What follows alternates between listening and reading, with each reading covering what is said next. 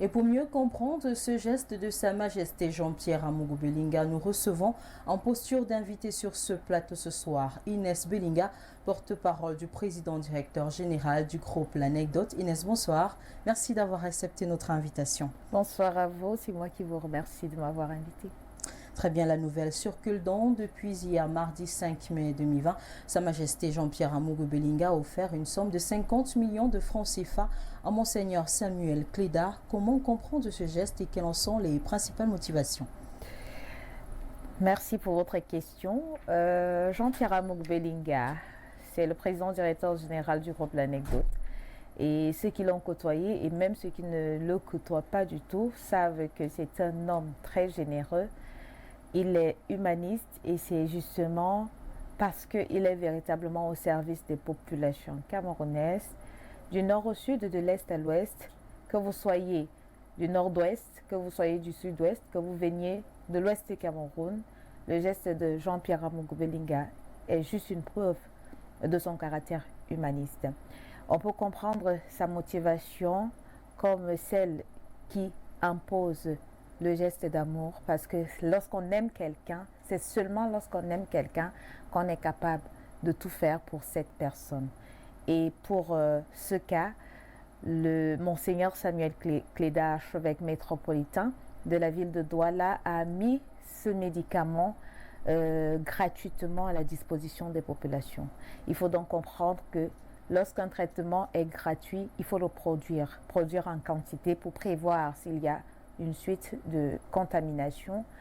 C'est dans ce sens que le président directeur général du groupe L'Anecdote a décidé d'accompagner Monseigneur Samuel Cléda pour qu'il peaufine effectivement ce traitement, mais également qu'il donne davantage espoir, puisque les mesures barrières, certes, ce sont des mesures, mais elles sont inscrites ou exigées à titre préventif et non à titre curatif. Les personnes qui sont déjà atteintes de cette maladie auront donc des difficultés à avoir de l'espoir. Et cet espoir, aujourd'hui, je pense que c'est bien ce traitement qui est proposé jusqu'à présent par Monseigneur Samuel Cléda.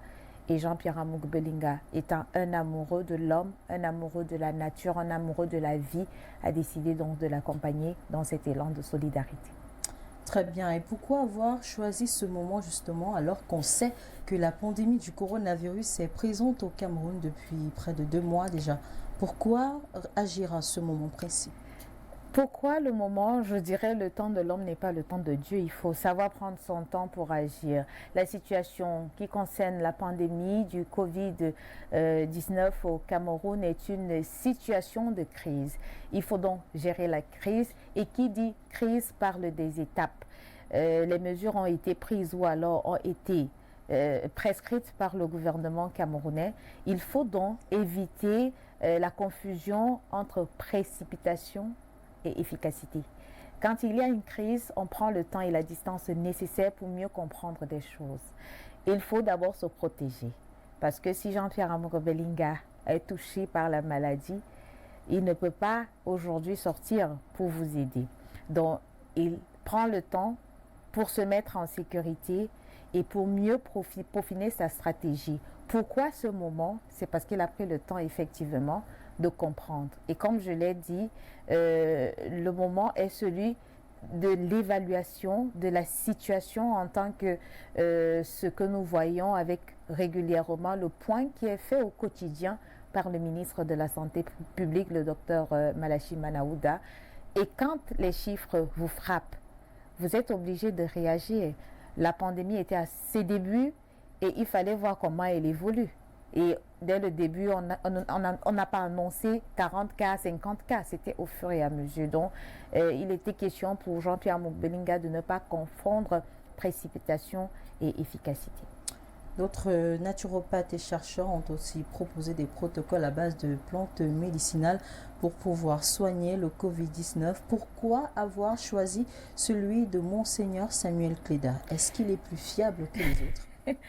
Je ne sais pas s'il est plus fiable, mais ce que je sais, c'est que Monseigneur Samuel Cléda, archevêque métropolitain de la ville de Douala, n'est pas à sa première trouvaille, n'est pas à ses débuts en ce qui concerne, je vais dire, comme le président directeur général le dit souvent, la médecine africaine à base de plantes naturelles. On se souvient, lorsqu'il était à l'Est du Cameroun, il aidait déjà des femmes, des personnes malades à partir des traitements qu'il proposait aux uns et aux autres. Les autres naturopathes, on ne les connaît pas vraiment. Monseigneur Samuel Cléla porte une double casquette, celle de pasteur et celle de naturopathe, si on peut appeler cela comme ça. Je ne sais pas s'il est plus fiable que les autres, mais je pense qu'il jouit d'une certaine légitimité du fait de son parcours dans l'Église, certes, mais également dans le domaine du traitement à base de plantes naturelles. Donc, il est évident que en le suivant, qu'on lui accorde tout le crédit nécessaire.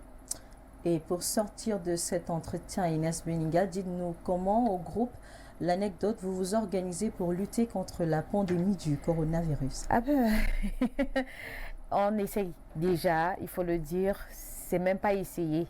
On impose le respect des différentes règles qui ont été prescrites par le chef du gouvernement. Oui. C'est très important de se sentir en santé et en sécurité.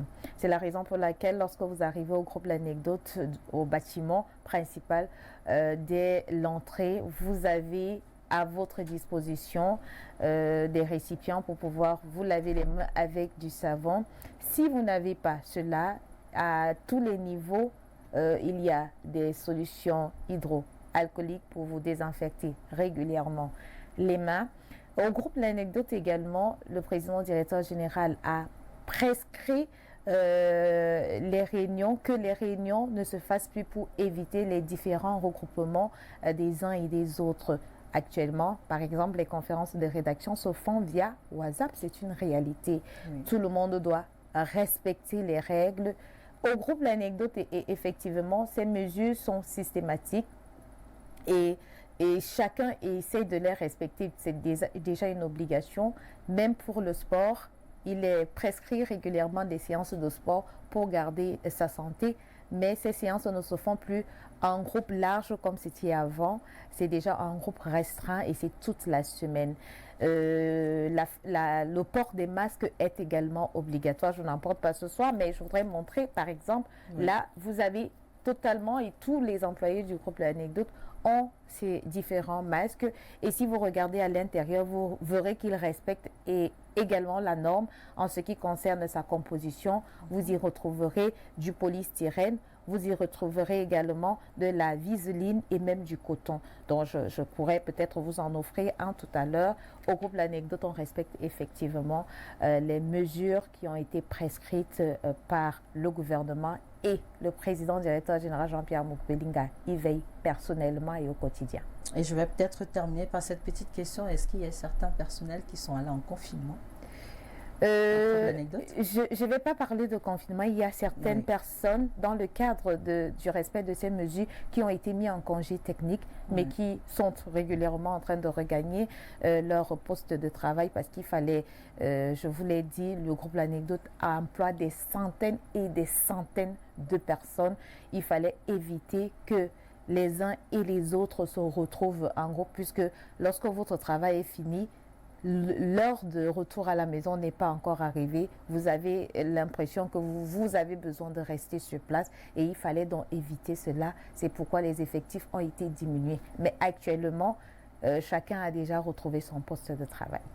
Ça, c'est la bonne nouvelle et c'est avec cela que nous clôturons cet entretien avec vous, Inès Belinga. Merci pour ces précisions. Vous ne partez pas. Vous restez peut-être avec nous, le temps pour nous de poursuivre avec notre journal Lutte contre la pandémie du coronavirus. Les populations des arrondissements de Douala 2e et Douala 5e ont reçu ce 5 mai 2020 le don spécial du chef de l'État, son Excellence Paul Biya, et on en parle avec vous. Edmond Foutu à Douala.